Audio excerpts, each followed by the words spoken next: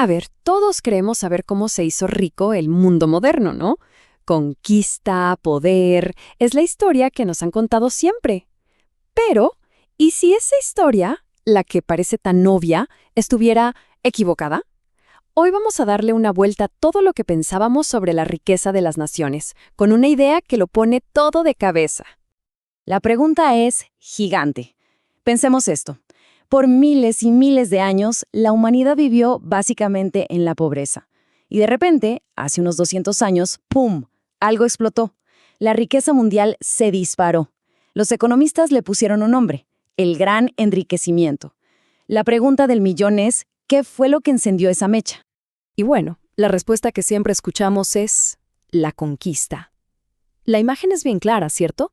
Imperios con un poder militar tremendo saqueando continentes enteros, sacando recursos, mano de obra, todo para alimentar su propia prosperidad. Es la historia que nos enseñaron en la escuela, la que se repite una y otra vez. Pero ojo, aquí es donde la cosa se pone interesante. Las fuentes que estamos analizando hoy plantean algo radical. A ver, ¿y si desde un punto de vista puramente económico, la conquista y el imperio no fueron el motor de la riqueza, sino todo lo contrario, un freno? ¿Qué tal si toda esa historia de explotación, que moralmente es terrible, claro, resulta que simplemente no cierra con los números? Y esta es la tesis central, que la verdad es bastante audaz. A ver, para que quede claro, no se trata de negar las atrocidades del pasado, para nada. La pregunta es otra, es puramente económica. ¿Fue el imperialismo un buen negocio para la gente común de la nación conquistadora? Y la respuesta que dan es un no, pero un no rotundo. Esta cita lo resume todo. Y ojo con la palabra estúpidos, no la usan en un sentido moral, sino estrictamente económico. O sea, lo que los autores dicen es que, dejando de lado la inmoralidad que es obvia, estas acciones fueron una pésima inversión. Un derroche total de recursos que al final hizo más pobre a la metrópoli, en lugar de hacerla más rica. Y aunque suene radical, esta idea en realidad no es nueva, ¿eh? Por siglos, muchos pensadores se han preguntado lo mismo. ¿De verdad construir un imperio beneficiaba a la gente de a pie o era solo un negocito para las élites? Miren, ya por allá en 1803, el economista Say decía que los costos del imperio los pagaba el pueblo, pero los beneficios se los quedaba una pequeña élite. Un siglo más tarde, Einaudi dijo lo mismo. Y bueno, hasta el famoso libro de Jared Diamond, Armas, Gérmenes y Acero, nos hace pensar dos veces sobre todo esto. Ok, hablemos un momento de Armas, Gérmenes y Acero. Es un libro increíble, brillante, que explica por qué Eurasia tuvo una ventaja geográfica sobre otras partes del mundo. Pero, según las fuentes que vemos, comete un error clave: la forma en que conecta esa ventaja con la riqueza de hoy en día. Diamond lo explicó de una manera genial, cómo la geografía le dio a Eurasia una ventaja tremenda para expandir la agricultura y domesticar animales. Hasta ahí, perfecto. El problema, según estas fuentes, es que se asumió que las herramientas de la conquista, o sea, las armas y el acero, eran las mismas que las herramientas para crear riqueza. Y ahí está el detalle, no son lo mismo. Y esto nos lleva a un caso que es una paradoja increíble. Piensen en esto. Si la conquista fuera la clave para ser rico, entonces España y Portugal, que fueron los primeros y más grandes imperios, tendrían que haber sido las naciones más ricas de Europa, ¿no? Pero pasó todo lo contrario. Por siglos fueron de las más pobres de Europa occidental. Todo ese oro, toda esa plata que sacaron, no se convirtió en fábricas, ni en innovación, ni en nada. Simplemente se esfumó. Bueno, ya basta de teoría. Vamos a los números. Porque los datos, al final, son los que hablan. Y son muy claros. El imperio no era un buen negocio para la gente común. A ver, es un concepto súper simple. El costo de oportunidad. Cada peso, cada moneda que se gastaba en mantener un ejército en una colonia al otro lado del mundo, era un peso que no se invertía en construir una fábrica, una escuela o un hospital en casa.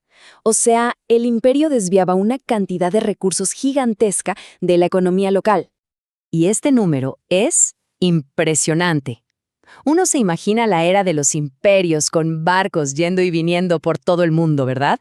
Bueno, la realidad es que casi toda la economía era local. El comercio con las colonias, si vemos el panorama completo, era apenas un 4% de toda la actividad económica. Nada. Una gota en el océano.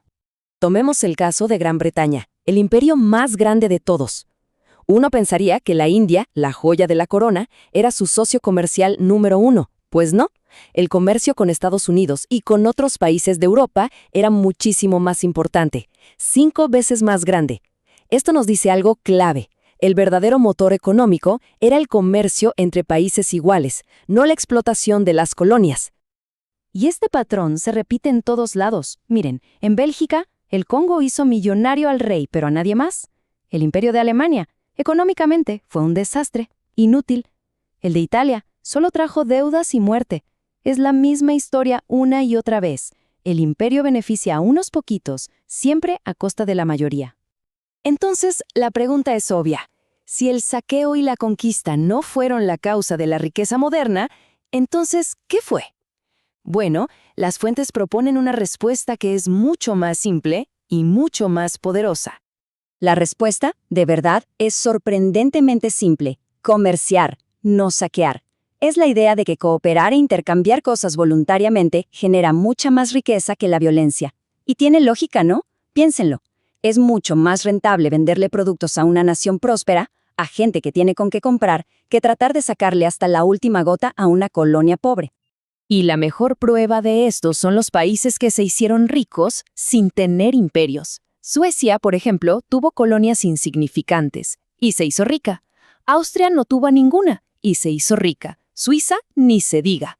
La conclusión, se hicieron potentes económicamente porque innovaron y comerciaron con sus vecinos, no porque saquearon a otros. Al final parece que el imperio no era un requisito para el gran enriquecimiento. Y esto sugiere algo muy fuerte. Que el verdadero motor de la riqueza de Gran Bretaña no estaba en sus colonias, sino en su propia casa. Estaba en sus ideas, en sus leyes, en su capacidad para inventar cosas nuevas. El imperio, entonces, no habría sido la fuente de su riqueza, sino más bien una distracción. Una distracción carísima. Así que al final todo este análisis nos obliga a cambiar la pregunta.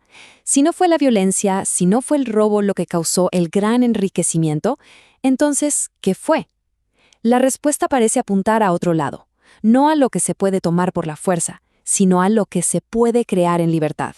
Nuevas ideas, mejores instituciones, innovación. Quizás, solo quizás, ahí es donde siempre ha estado la verdadera clave de la riqueza.